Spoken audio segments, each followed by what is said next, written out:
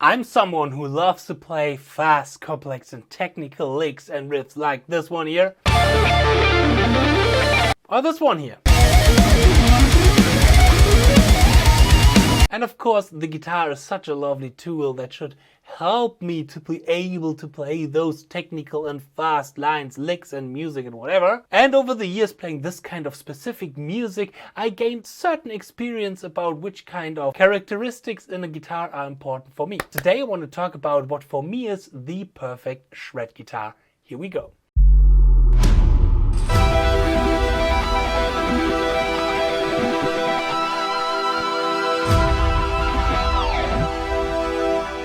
So this is also not the search for the perfect shred guitar. This is also, a video where I'm going to show all of my guitars, because I still own to 90% of all the guitars that I've ever had in my career so far. And I'm going to make a little breakdown of all the guitars, showing you them and telling you what the pros and the cons are of those guitars and which kind of aspects help me for shredding and which kind of aspects are actually certain speed limitations. So, but first of all, I have to say that I'm a little bit biased here because I'm an official Ibanez artist, as you can see here.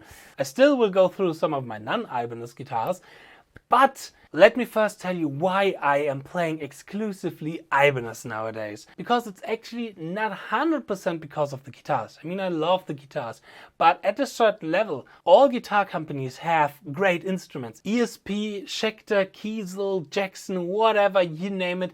Every company has great guitars and not so great guitars. But for me, why I choose Ibanez is because the distributor here in Germany is Meinl, which is actually a drum company, a cymbal company, and they're also taking care of the distribution of Ibanez here in Germany. And these guys, I consider them not my colleagues, I consider them my friends. It's so much fun to work with these guys. It's such an incredible team, such a lovely team, and the support from these guys are, for me, as an artist, as somebody who is making a living out of playing guitar, this kind of support is crucial. And I couldn't find any of this support in other companies. Companies have offered me signature guitars and whatnot, but they are not able to make this kind of support. So I'd rather play guitars that are not individually or signature or whatnot, but I gain a lot through the support. And this is why I love to play exclusively all these beautiful instruments. And they are beautiful instruments, of course. The next thing is that all the instruments here, 2 of them, are kind of expensive. The rest is quite affordable, because I don't get these for free. I have to pay for them as well. Maybe not the price that everybody else has to pay, because as an artist, we get some sort of benefits there, but I still have to pay for them. So much about Ibanez. Let's start checking out some of my guitars. And let me grab to my left here and taking one of my favorite shred guitars. This one here. Ooh, it's kind of dirty. And this one here. Wait a second, I have to make a little cut. So, I used to play these 2 guitars a lot before I was in Ibanez. These are ZEN, I hope you can see it, the Rusty Coolie Signature from ZEN. And this one is quite a cheap one, and it's actually not that good. It's okay, but the design of those guitars are really incredible, because they are designed for shredders with 27 frets and the long, the scalloped neck horn here that give you a lot of access for a lot of cool stretchy sorry, it's kind of hard to hold these cool stretchy kind of string skipping stuff and whatnot, wide arpeggios, and the neck are super thin, and this is quite important for me, and why I'm going to tell you in a second. But this one was the first one that I got. You see, it's quite dirty, quite dusty. But the second one here, this one here is the first guitar that is kind of expensive, because the graphic, it's lasered inside of that guitar. Oh, and you can see how, I have to make a little trigger warning here now. I'm not really good at taking care about my guitars. So it can be that certain Floyd Roses can look a little bit rusty like this one here. But it's a Rusty Coolie signature, so it kind of fits, right? I mean, I love the design, I love the neck. The neck is really thin. It's extremely nice to play for the left hand and for the right hand as well. But there's one problem that I always had, and I had it with some other guitars as well. And this is the Floyd Rose. You see, the problem with this kind of Floyd Rose is that these kind of knobs here, the fine tuners, they're always in my way when I speed pick. Because when I want to go from one string to the next string, it's really important that your arm moves like this according to the string and not like this. And the problem that I have here is when I start here on the E string, it blocks me. These kind of things here, these kind of fine tuners, they are blocking the rotation that my arm needs to go from the low E string or low B string in this case to the high E string and still have the same angle in my wrist. To be honest, Tom Hess, a quite controversial guitar teacher, had made a really interesting video about this phenomenon, how we had to move our arm. You can watch it here in the info card.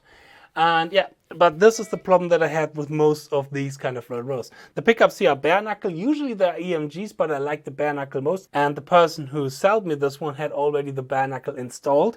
And it's such a lovely guitar. I should take care a little bit more about these guitars. Yeah.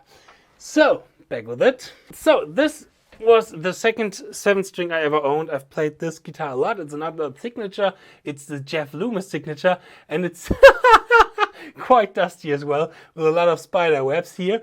The problem with this guitar is the neck. The neck is way too thick for shredding. But I was thinking about, I was really curious about taking this guitar and making it to my practice guitar with heavy strings on it, heavy string gauge, heavy action, the thick neck, so I can work a little bit more on my left hand to get more strength into my left hand. And the thing is why big necks are a problem for me is that you have to see it like this. Make your hand like this, like a little claw, and the closer your thumb is to the other fingers, it's easier to make these kind of motion. Now the farther away the thumb is, you will feel some sort of tension here. And the more tension we have in our arms, the worse for speed, because this can cost a lot of speed. Yeah. Otherwise than that, I've recorded a full record with this guitar. Oh, I've recorded actually 2 records with the Black Dean Rusty Cooley as well, a thrash metal album and a progressive metal album. And here with that, I recorded a progressive metal record. And yeah, for that, the sound is really, really awesome. But again, the neck. And this kind of bridge is actually my favorite bridge. It's a Les Paul similar kind of bridge. It's easy to adjust and there's nothing in your way when you want to speed pick. I love this kind of bridge, but of course now you cannot use any tremolo or any vibrato, whatever, to make the dive bombs and so on. But for speed picking, awesome bridge.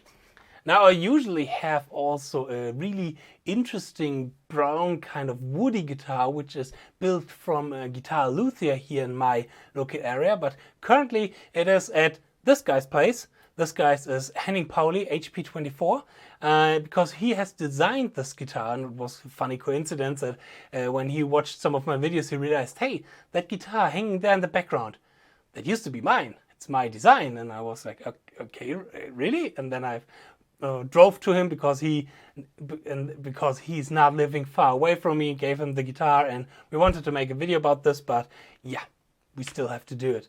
So now, before I'm moving on to the Ibanez guitar, let's check out some of the guitars back there, which are kind of interesting. So yeah.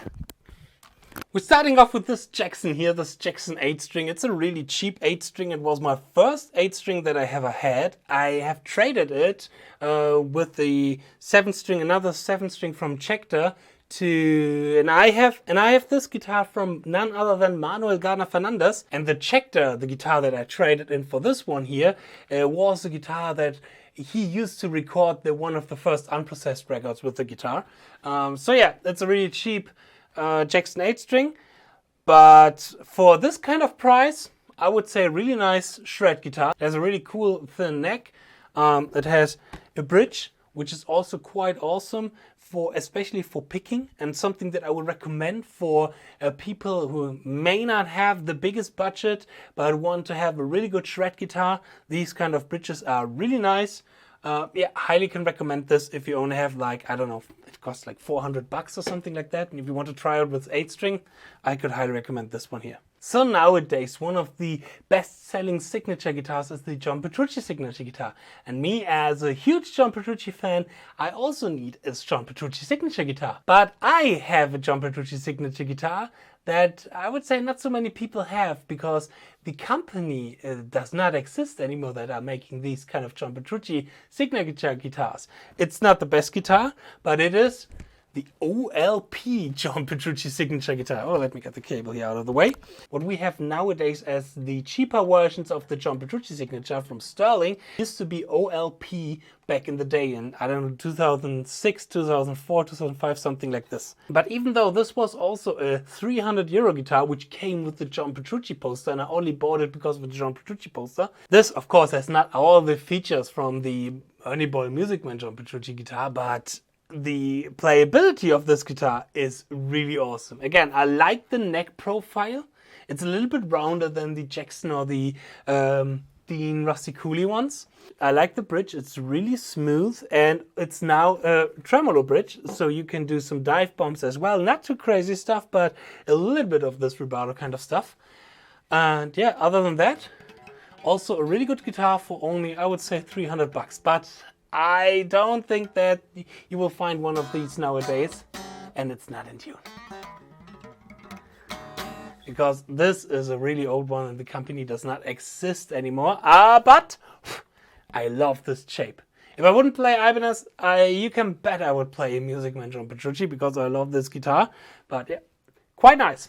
So now we're going to the first headless guitar that I've ever owned. In my phase where I loved Alan Holdsworth and I tried... here's a spider on it. Little spider, go away. I hate spiders. Okay, well, yeah. Little spider trying to play some Alan Holdsworth stuff. Maybe you can see it. Maybe? Yeah, there you can see it between the pickups. Try to learn some Holdsworth stuff. Everybody who tried Holdsworth know how hard it is to learn Holdsworth stuff, and therefore I of course needed a headless guitar. But this one is a really cheap one. It was a pain in the ass to adjust, to get the strings inside of this kind of thing and to tune it. It was really, really painful. And nowadays I'm lucky to have much better headless for even a good price, but for much better qualities, because this thing is a piece of shit.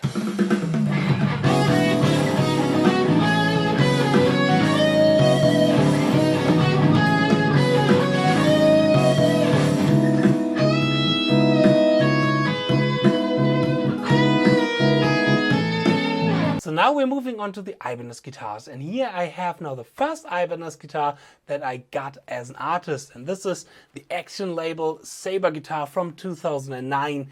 And let me tell you, this guitar is an absolute beast when it comes to shredding. It's extremely lightweighted. The neck is one of my favorite Ibanez necks ever.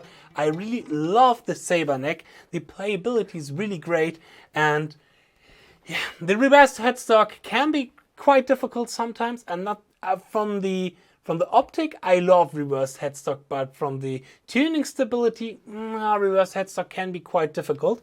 But other than that, the for modern stuff, the Fishman Fluent pickups are really great. You have a lot of sound options. Again, it's extremely lightweighted. I love this guitar. The first Ibanez guitar that I ever bought by myself, sadly not here in this room, it's in the rehearsal room. It's one of the first Ibanez AZs. And I can tell you about the AZs that usually I say playability over sound. For me, for the stuff that I'm doing, playability is always more important than the sound. But the Ibanez AZs, they are the perfect balance between playability and sound. Even though I would wish they had a quite thinner neck. I'm not the biggest fan of the heavy necks that they have, but it gives you a lot of sound quality, a lot of sound control. And for live playing with Mega Live, it's my second favorite guitar. We're going to come to my favorite Ibanez guitar for playing with Mega Live, my Mega Distribute band, but the AZ is definitely my second favorite one. And this one is again the Action label Saber guitar. Really awesome. around the time where I got the Ibanez S, the Saber guitar, I also got this one here, and this is also really special Ibanez. It's the signature guitar. It's a Marcus Falny signature guitar. Marcus Falny is an incredible Italian guitar player who is now with Charvel, and he has, I believe, he had, I believe, three signature guitars with Ibanez. 2 AZs and 1 RG, and I absolutely love these RGs because this one for me is the old school Petrucci Ibanez, not as an old school Petrucci Ibanez. It is definitely influenced by that legendary guitar from John Petrucci. It has a 3-way switch, it has the same pickups, but here we have a little bit more of an interest. Oh, it's even plugged in right now. It has a little bit more interesting kind of bridge here.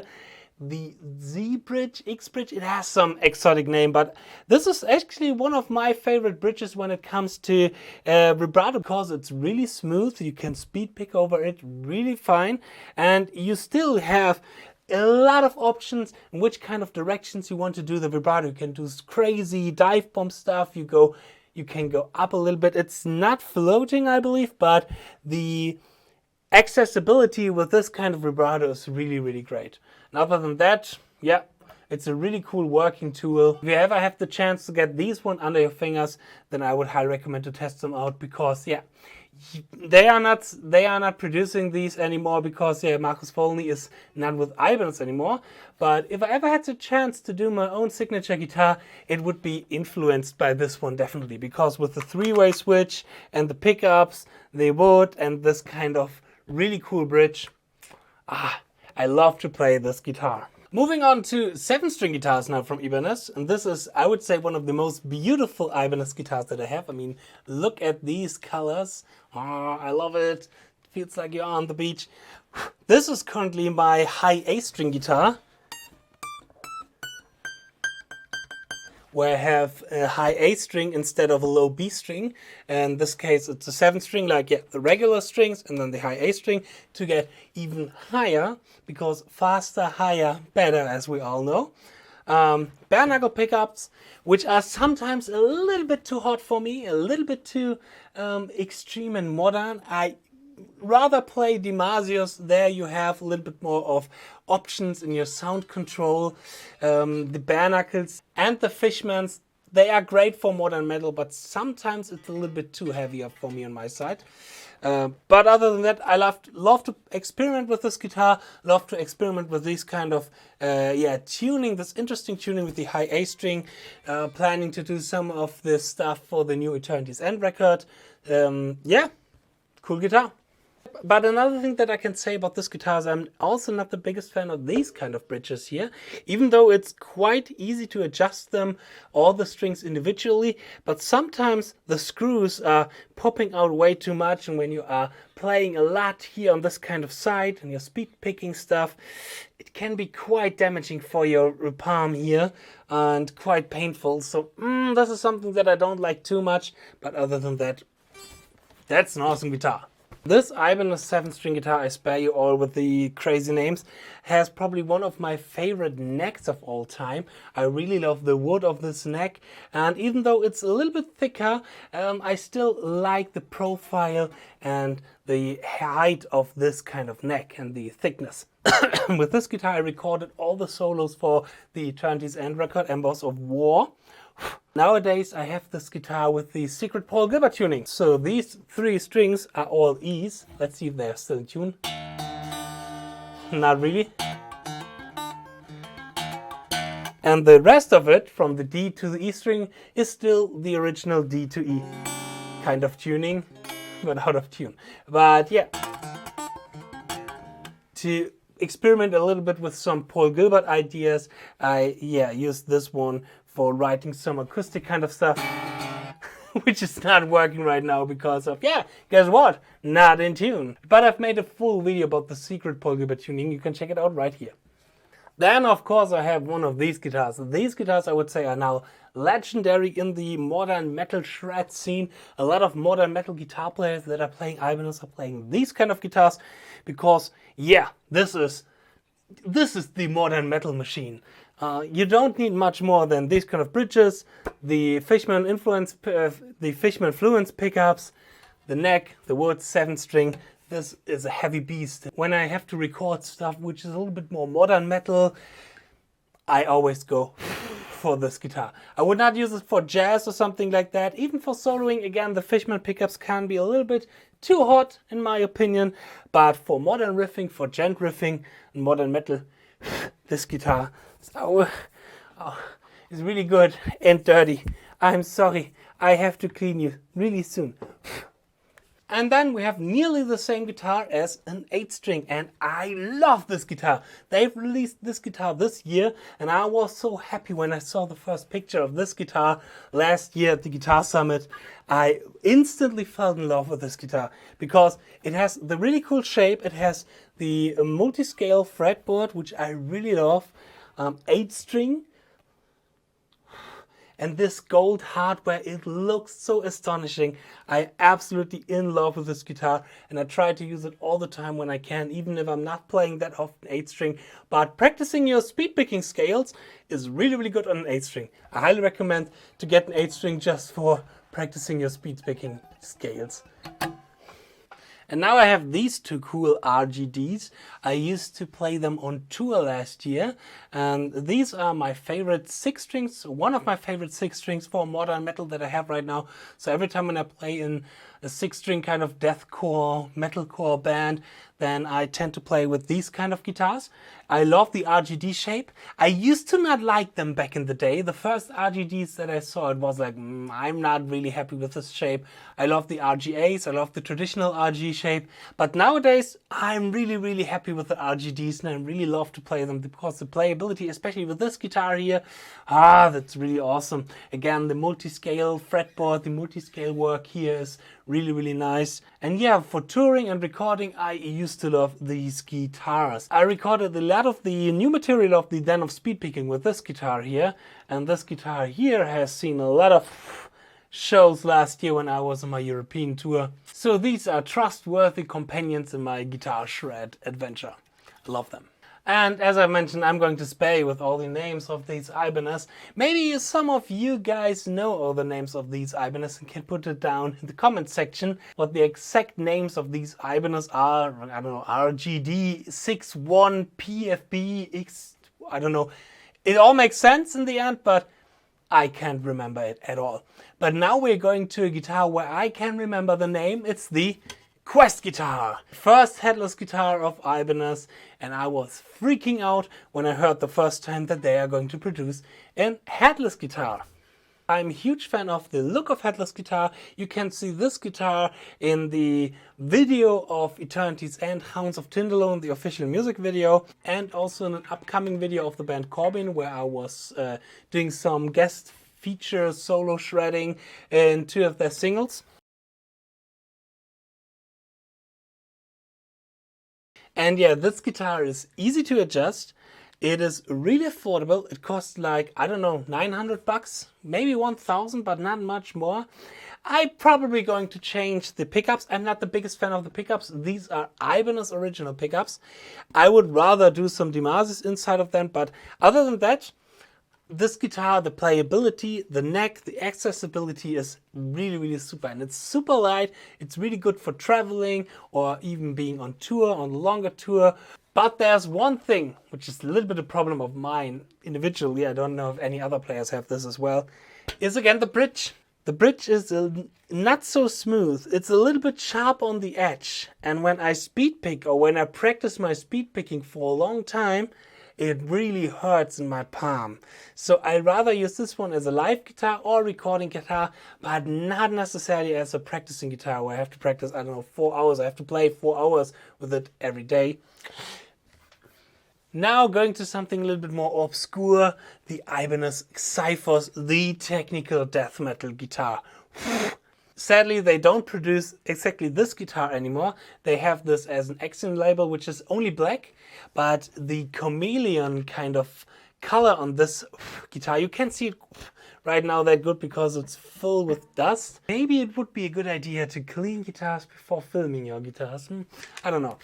but it has a few downsides. One downside is especially the weight of the neck. Playing this guitar live is not easy, especially for somebody like me who loves to perform, who loves to move and jump and run around. And every time when I play this guitar live with Mega Live, my Mega Distribute band, I nearly stab the other guitar player to death with this kind of spiky thing up here. I knock down some micro stands with the head because it's so long and so heavy. It is always kind of a chaos with me and this guitar. You can say there's always something unpredictable happening on stage when I'm showing up with this guitar, but I love to play it. It looks so cool, it sounds cool. And this, whoopala, you see? It's so easy to run into stuff while just holding this guitar. This is definitely my favorite Floyd Rose, so kind of Floyd Rose, where you have the fine tuners down here. I don't know what's the right name for it is. I don't see zero edge, whatever Floyd Rose, because Ibanez don't have Floyd Rose, they have edge. I'm here for pick slanting, for sweeping, and maybe a little bit jazz. Don't have to know all of this kind of stuff. But this one is perfect as a Floyd Rose and perfect for speed picking because the fine tuners are not in my way. That nothing is blocking down here. I really love this kind of Floyd Rose here. So if you want to get a Floyd Rose guitar, I highly recommend to get these kind of Floyd Rose. I think it's Zero Edge is the name, but I'm not 100% sure. Write it down in the comments if you know more than I do. And as the last guitar, one of my newest guitars that I have, the Kiko Loureiro signature guitar that I'm going to use now a lot for Mega Live. I've played a few shows with it already and I love this guitar. This is worth all the price because this is one of the more expensive boutique guitars. It's around, I don't know, 2,500 euros, something like that, but it's worth it. The wood is extremely incredible. It sounds extremely good. I love the pickups. The Floyd Rose could be a different one, but for Mega Live, for playing Mega stuff, it's totally fine. So if you don't do so much speed picking, you can absolutely use this guitar. Even if you do speed picking stuff, this is totally fine for it. There are way worse Floyd Rose than this one here. So this guitar is the most expensive guitar that I have in my collection, and this is an absolute beast for sure. I love the little scallop frets down here. It feels really good while doing the high bands like Kiko is doing, or Marty Friedman kind of bands, Marty Friedman kind of vibrato. For all of this kind of stuff, this guitar is really perfect. The neck is quite thick actually for an Ibanez neck. It's not a wizard neck. I would love if it has a quite thinner neck, but hey, it's still totally fine and it sounds like hell. So let's summarize a little bit. What for me is important for my absolute shred beast are pickups that are not too hot, because often hot pickups can create a lot of noise and distortion as well really easily. So more kind of the old school DiMarzio pickups instead of Fishmans or bare knuckles. A really thin neck so you don't have too much tension between your thumb and your index finger. A good bridge which is really smooth, so there's nothing in your way, nothing blocking while you do all the speed picking work, and you can use the flexibility in your wrist still. And when it's not way too much, so you can use these kind of guitars even when you're playing a 2-hour show like we are doing with Mega Live. We sometimes play 2.5 hours, and playing this with a really heavy guitar, it's not that comfortable. So these kind of things are really important for me. Other than that, 7-string, 8-string, 6-string, I does not really care. Yeah, so much for this little video about searching the perfect shred guitar. What for me is the perfect shred guitar. I hope you like this little presentation of my vault here. And I hope I'm going to see you in my next video. Feel free to subscribe, leave a like, leave a comment. Cheers and stay progress.